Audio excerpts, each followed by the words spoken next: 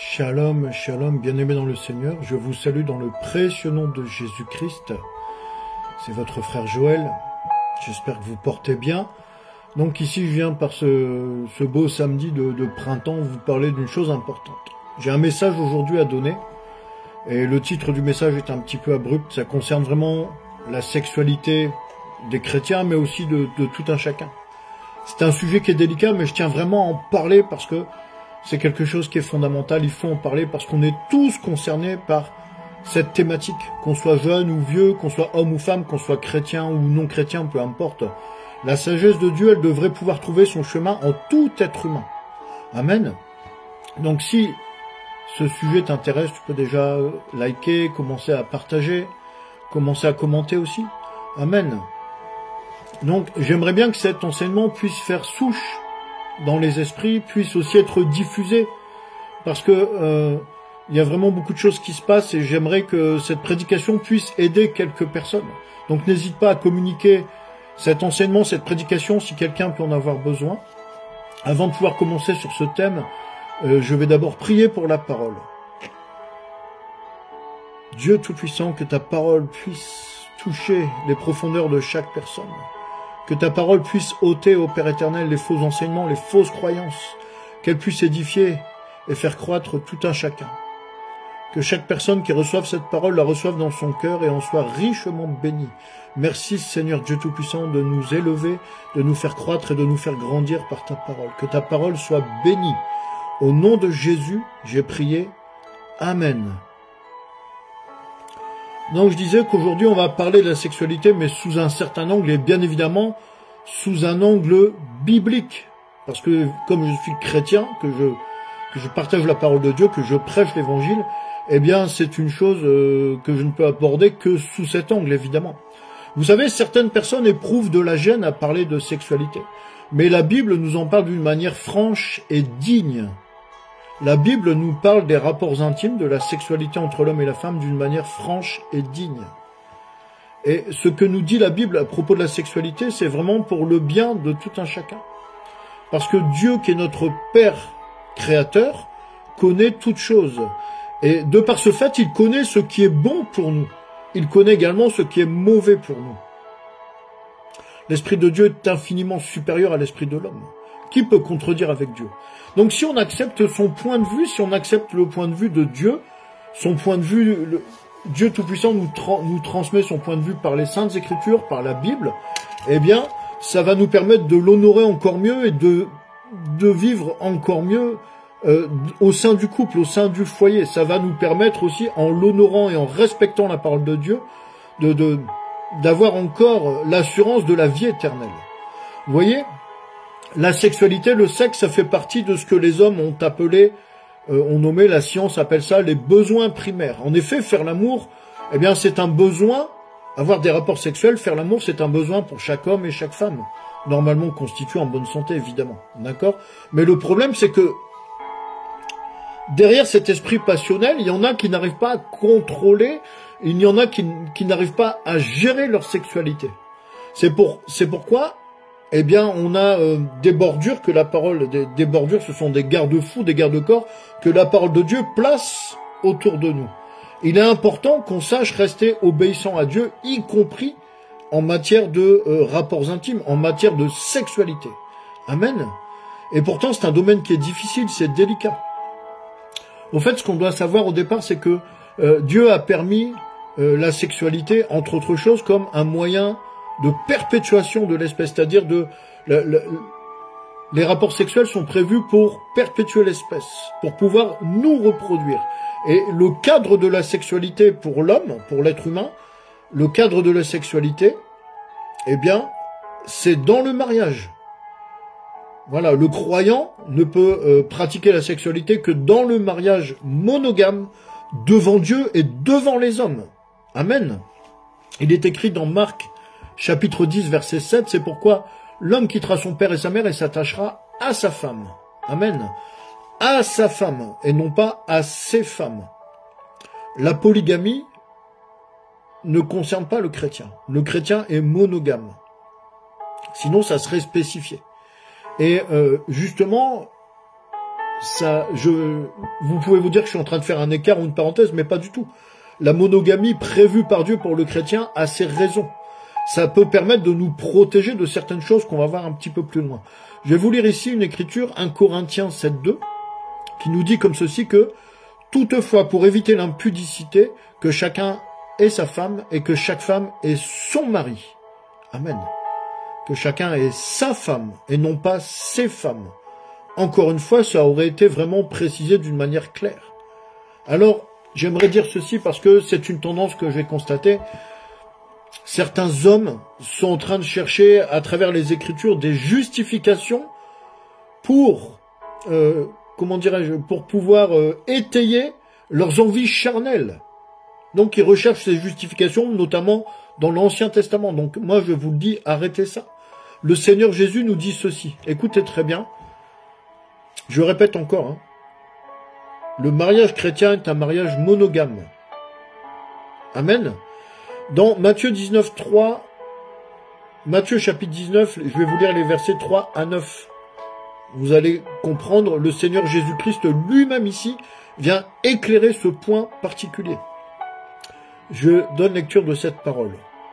Les pharisiens l'abordèrent et dirent pour l'éprouver. Est-il permis à un homme de répudier sa femme pour un motif quelconque? Il répondit, n'avez-vous pas lu que le Créateur au commencement fit l'homme et la femme, et qu'il dit, c'est pourquoi l'homme quittera son père et sa mère, et s'attachera à sa femme, et les deux deviendront une seule chair. Ainsi, ils ne sont plus deux, mais ils sont une seule chair. Que l'homme donc ne sépare pas ce que Dieu a joint. Pourquoi donc, lui dirent-ils, Moïse a-t-il prescrit de donner à sa femme une lettre de divorce et de la répudier? Il leur répondit, c'est à cause de la dureté de votre cœur que Moïse vous a permis de répudier vos femmes. Au commencement, il n'en était pas ainsi. Mais je vous dis que celui qui répudie sa femme, sauf pour infidélité, et qui en épouse une autre, commet un adultère. Amen. Je pense que là, l'essentiel est dit. Je pense que dans cette portion des Écritures, le Seigneur Jésus résume bien les choses. Amen. Alors oui, le sexe, on sait que le sexe, c'est une puissance. Le sexe, c'est quelque chose qui peut dominer sur les hommes ou sur les femmes. Mais le problème, c'est ça, justement, c'est que cette puissance, parce que c'est une puissance que Dieu nous a donnée, mais cette puissance peut faire brûler certaines personnes. C'est pour ça qu'il est préférable de pouvoir trouver son épouse, de pouvoir trouver sa femme. Et l'apôtre Paul, dans sa grande sagesse, nous dit ceci dans 1 Corinthiens 7.9, mais s'il manque de continence, qu'ils se marient. C'est-à-dire que s'ils n'arrivent pas à maîtriser leur bas-ventre, en quelque sorte, s'ils n'arrivent pas à maîtriser leur sexualité, qu'ils se marient. Et l'apôtre Paul ajoute à la fin de ce verset, car il vaut mieux se marier que brûler. Amen. Vous voyez, tout ça, c'est naturel. C'est naturel. Dieu a permis le sexe pour que nous puissions nous multiplier, mais il a permis aussi que ça soit une puissance de sorte que nous puissions, comment dirais-je, perpétuer l'espèce. Si ce n'était pas puissant, ça serait difficile que l'être humain puisse se multiplier, vous voyez. On voit ça ici dans Genèse 1.28. Je vous donne cette lecture. Genèse 1.28. Dieu les bénit et Dieu leur dit, soyez féconds, multipliez, remplissez la terre et l'assujettissez, et dominez sur les poissons de la mer, sur les oiseaux du ciel et sur tout animal qui se meut sur la terre. Amen. C'est ainsi qu'on comprend en lisant Genèse ici 1.28 que c'est une puissance. Vous remarquerez aussi que il est écrit en tout premier lieu que Dieu les bénit. Dieu les bénit. Donc ça veut dire que l'homme et la femme, pour être bénis par Dieu au départ, ils devaient très certainement, on peut imaginer, qu'ils n'étaient pas bénis en étant debout comme ça, ils devaient forcément être agenouillés au sol. Pour que Dieu puisse te bénir, pour que tu puisses te multiplier, être fécond et avoir un mariage heureux, tu dois te laisser bénir par Dieu, tu dois te mettre à genoux devant Dieu. Amen. Tu dois être en quelque sorte obéissant envers Dieu, tu dois respecter Dieu. C'est une des choses qui ressort dans ce verset. Donc c'est comme ça, mais c'est aussi pour que l'homme et la femme, le moyen du sexe a été permis par Dieu.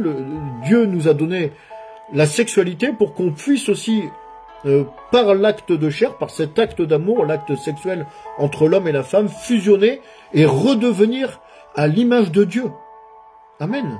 C'est très important parce que le plan de Dieu ne se limite pas à ce que nous puissions nous multiplier, nous reproduire, mais aussi à ce que l'on puisse redevenir à l'image de Dieu telle que, aux origines, telle que dans la Genèse. Vous devez vraiment comprendre ces choses, mes bien-aimés. Même si tu n'es pas chrétien, tu peux comprendre ces choses. La parole de Dieu éclaire toute âme. La parole de Dieu élève tout esprit. Amen. Écoutez bien, je vais vous lire ceci, Genèse 1,26. Tout est dans la Genèse, tout. Mais c'est un texte qui est... c'est un texte qui nécessite d'avoir la révélation, parce que par notre intelligence humaine, on ne peut pas capter l'essence des choses qui sont révélées dans la Genèse. Il faut vraiment que ce soit le Saint-Esprit qui puisse nous pousser.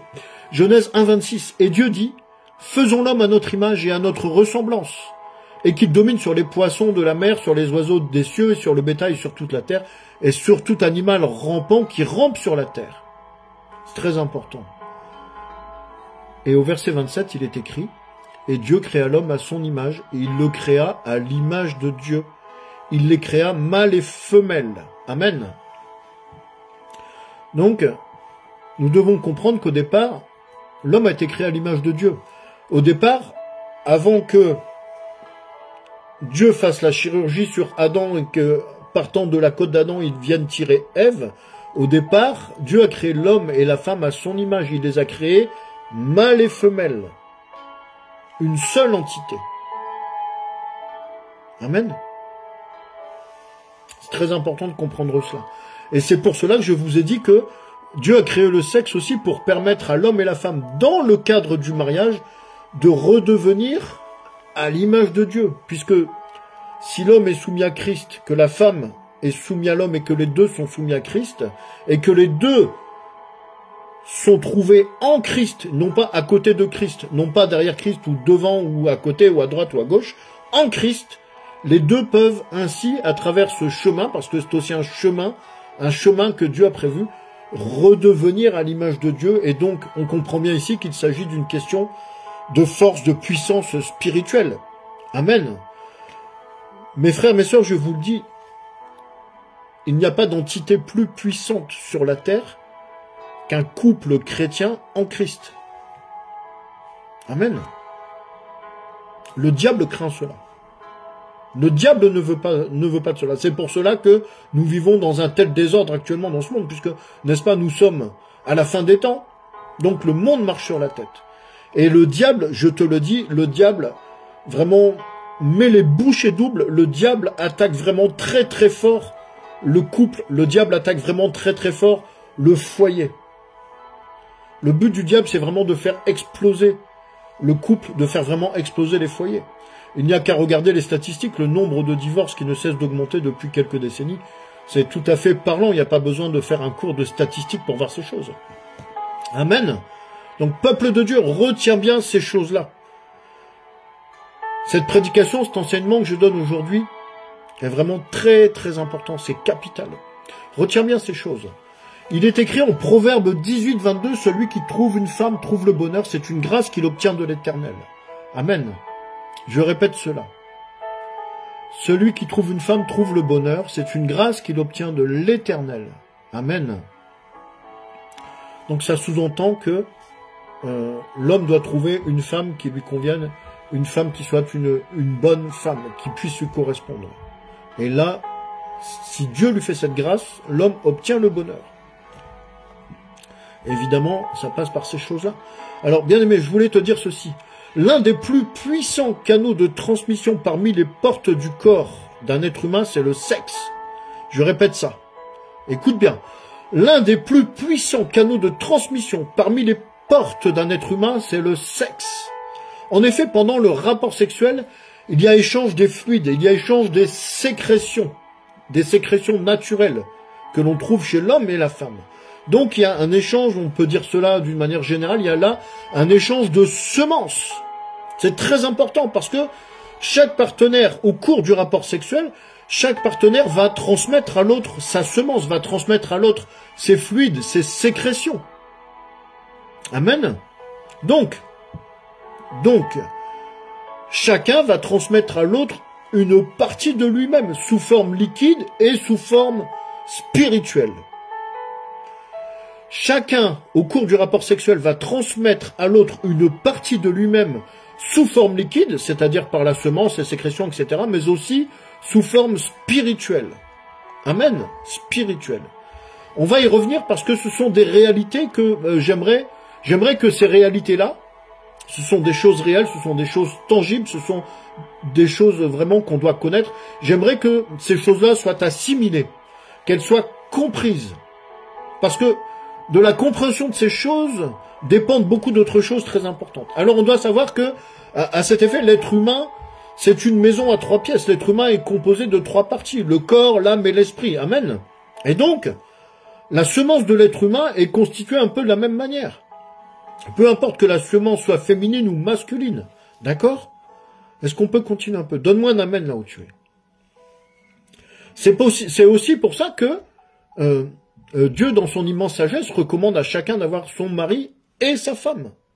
Dieu est conscient. Dieu connaît toutes choses. Il est omniscient, omniprésent, omnipotent. C'est lui le créateur, non? Donc il connaît l'importance de ces choses. Amen. Parce qu'il y a les échanges de fluides, il y a les échanges de semences. Je te lis une portion des Écritures, bien-aimé. Écoute ça. Mon ami, écoute ça. 1 Corinthiens chapitre 7, je vais te lire les versets 2 à 4.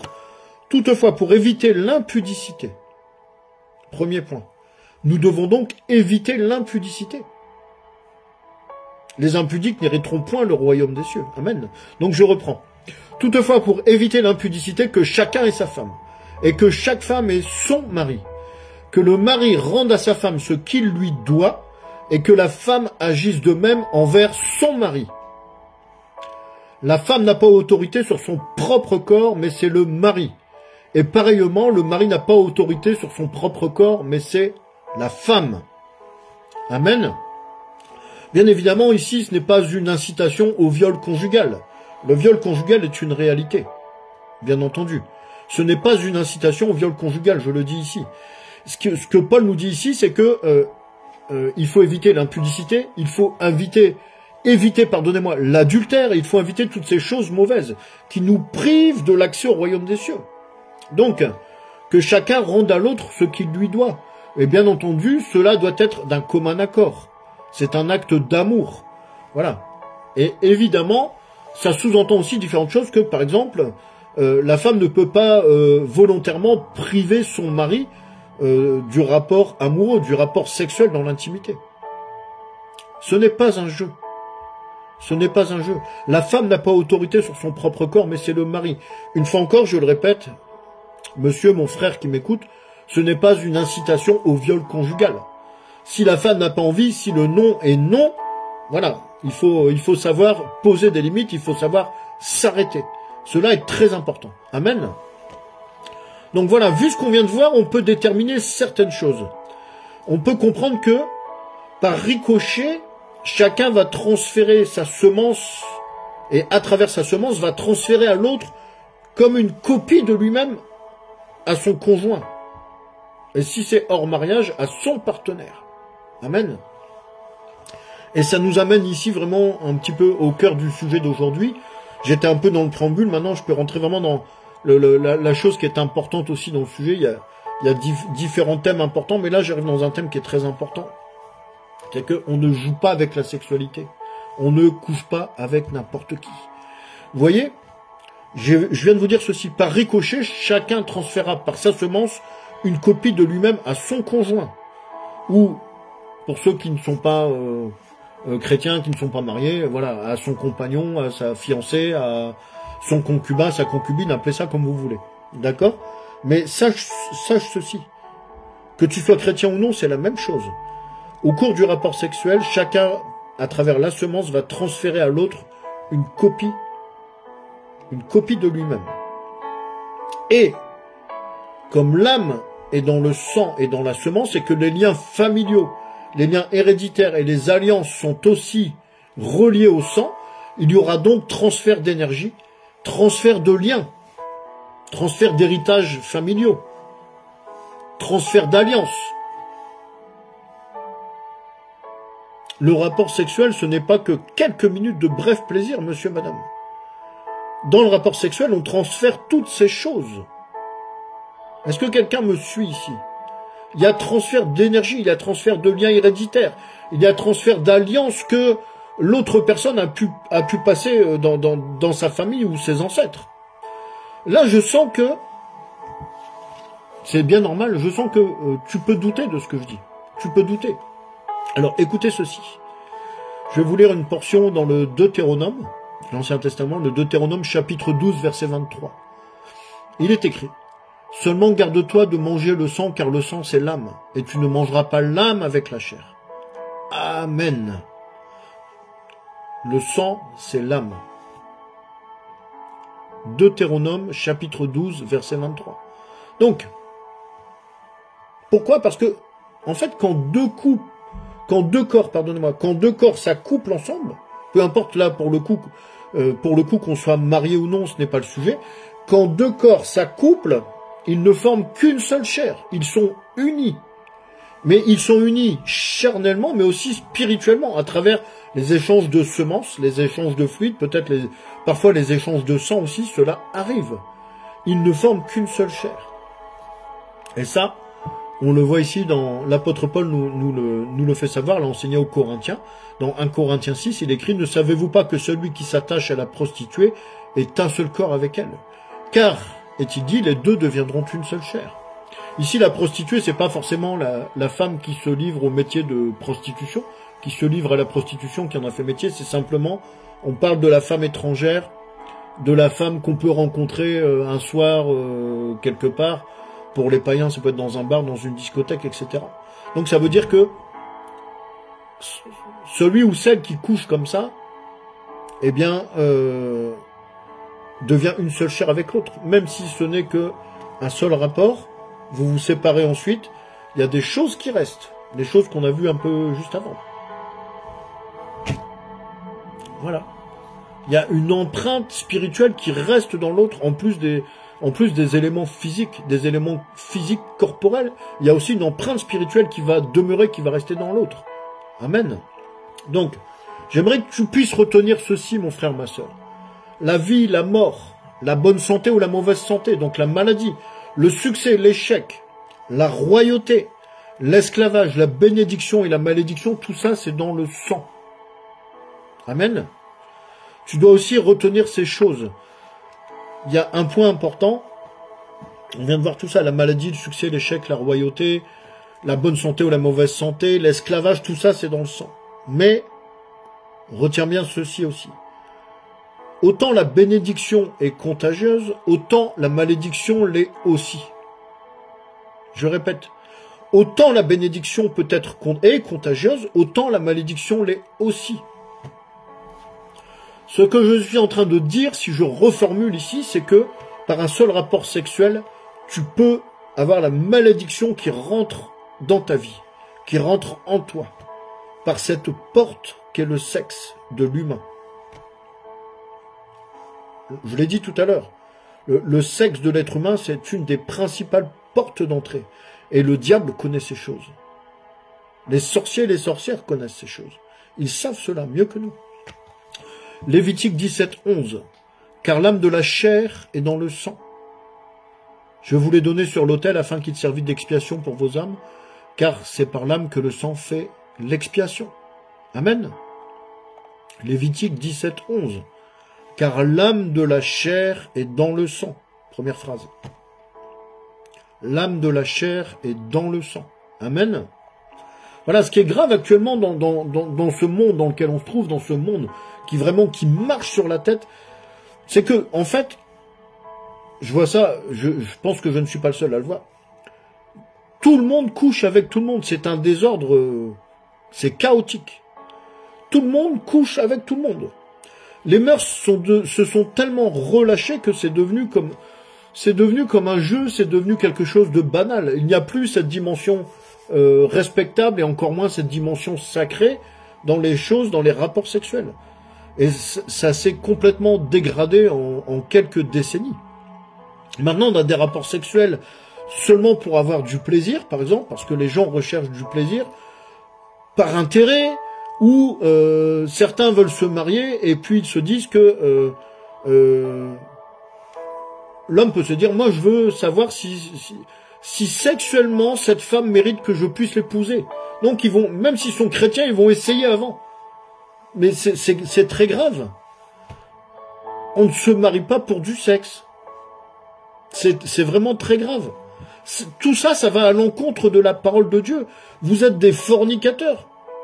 Tu fais profession d'être chrétien ou chrétienne et voilà. Et il est dit dans la Bible que on doit arriver au mariage en étant pur, en étant vierge, et toi, tu vas te livrer à la fornication. Tu vas aller à l'encontre de la parole de Dieu. Vous êtes des impudiques, vous êtes des fornicateurs. Donne-moi un amen là-bas où tu es. Parce que c'est la vérité. C'est la vérité. Sodome et Gomorrhe, maintenant, c'est partout dans le monde.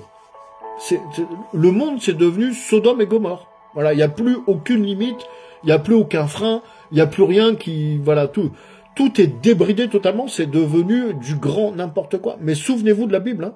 Souvenez-vous de la Bible. À force de jouer avec le feu, on se brûle. C'est pas par hasard que je parle de Sodome et Gomorrhe, parce que avant le jugement, il y a l'avertissement. Voilà, alors on est là, toi tu es là, tu vas aller coucher avec le premier venu ou la première venue parce que tu as un besoin naturel à assouvir. Vous voyez, c'est pas... On peut maîtriser ces choses-là. On peut maîtriser ces choses-là. Donc tu vas aller coucher comme ça sans réfléchir. Tu réfléchis à peine ou tu réfléchis même pas du tout en fait. Tu te lances comme ça, tu es une aventurière, ma soeur, tu es un aventurier. Vous allez à l'aventure, vous prenez des risques vraiment inconsidérés. On ne peut pas coucher avec la première personne venue sans connaître la personne, sans réfléchir un petit peu, sans être au fait de certaines choses concernant cette personne. Même si tu n'es pas chrétien, c'est pareil.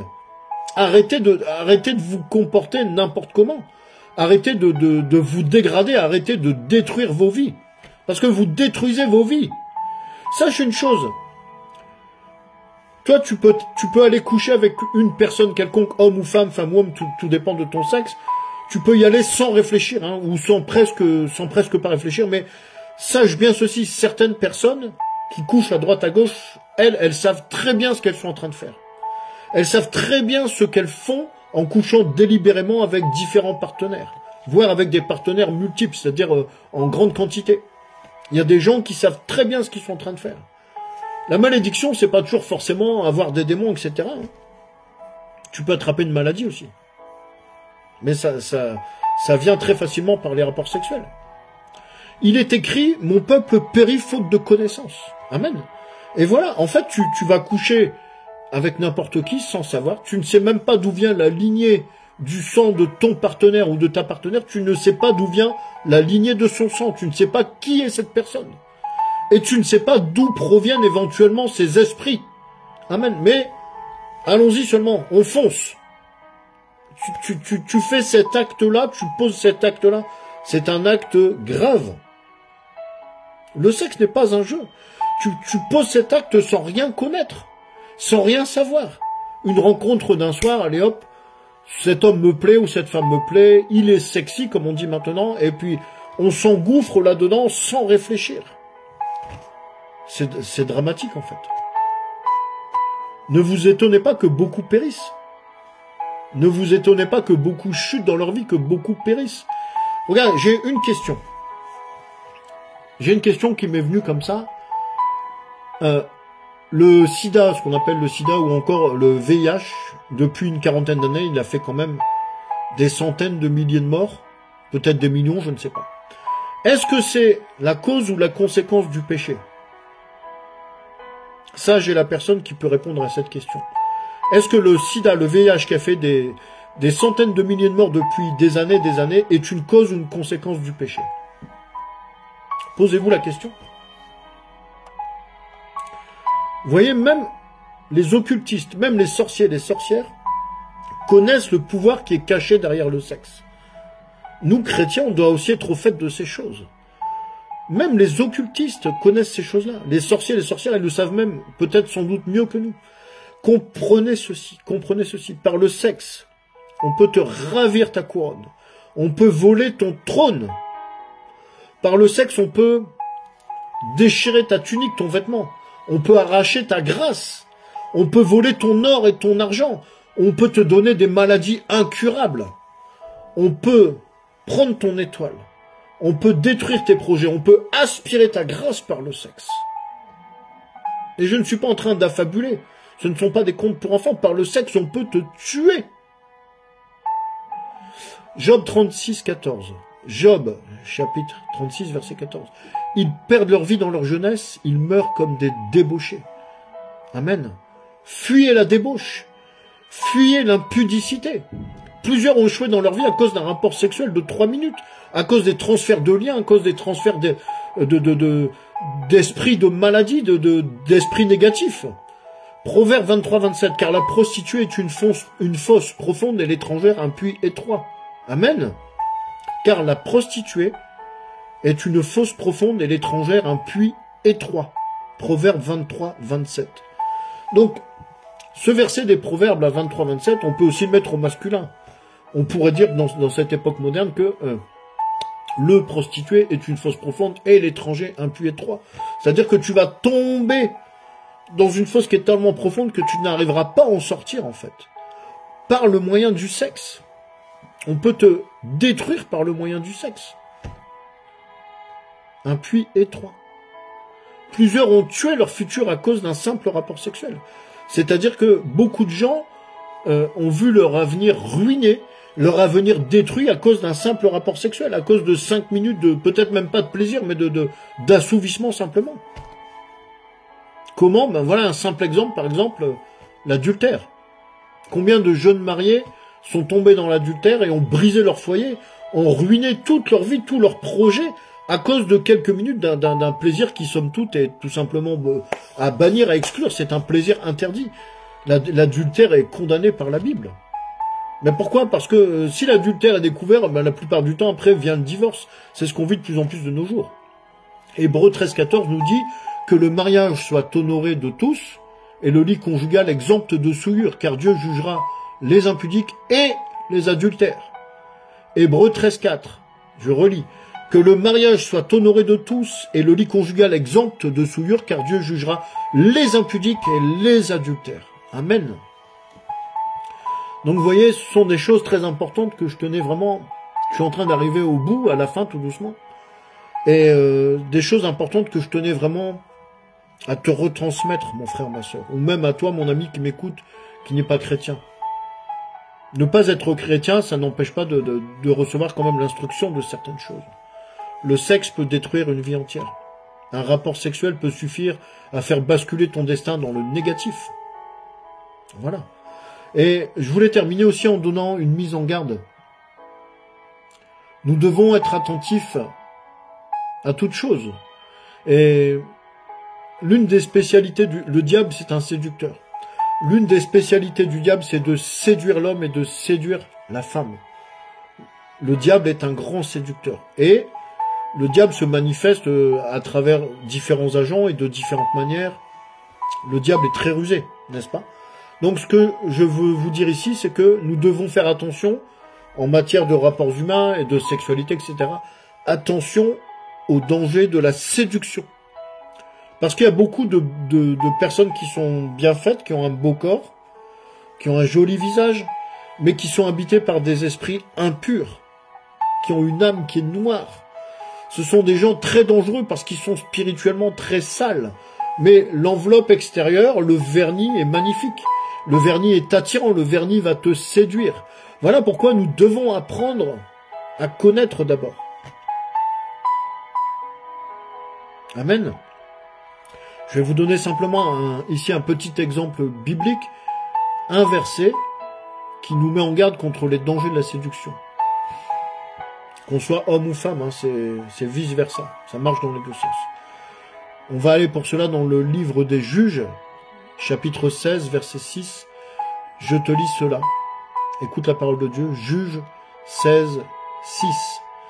Delilah dit à Samson, « Dis-moi, je te prie, d'où vient ta grande force et avec quoi il faudrait te lier pour te dompter. » Amen. Je relis. Delilah, tout le monde connaît l'histoire de Samson et Delilah. Delilah dit à Samson, « Dis-moi, je te prie, d'où vient ta grande force et avec quoi il faudrait te lier pour te dompter. » Amen. Que celui qui a des oreilles pour entendre, entende. C'était votre frère Joël. J'ai terminé aujourd'hui avec cette prédication, cet enseignement. Que cela puisse rentrer vraiment dans votre moi profond. Imprégnez-vous de cet enseignement. C'est vraiment capital. Et essayez aussi peut-être d'instruire les plus jeunes que vous, les plus fragiles aussi. Ce n'est pas forcément une question d'âge. On peut être un quadragénaire, on peut avoir 35, 40 ans, 50 ans et être encore fragile dans ce sens-là. Fragile aussi parce qu'on n'a pas reçu d'instruction. Et la Sainte Bible est aussi là pour nous instruire de ces choses. Tout ce que je vous ai dit aujourd'hui, c'est appuyer sur la parole de Dieu. Et la parole de Dieu, c'est une autorité. Amen. Donc que celui qui a des oreilles pour entendre, entende. C'était votre frère Joël. N'hésitez pas à vous abonner à cette plateforme, à liker, à partager. Vous pouvez commenter aussi. C'est toujours bienvenu d'avoir quelques commentaires, soit d'encouragement ou soit vraiment de partager aussi vos expériences ou vos témoignages, je ne sais pas. Donc je vous salue dans le précieux nom de Jésus-Christ. Je vous dis shalom, je vous dis soyez richement bénis et à très bientôt. Que le Seigneur vous bénisse. Shalom.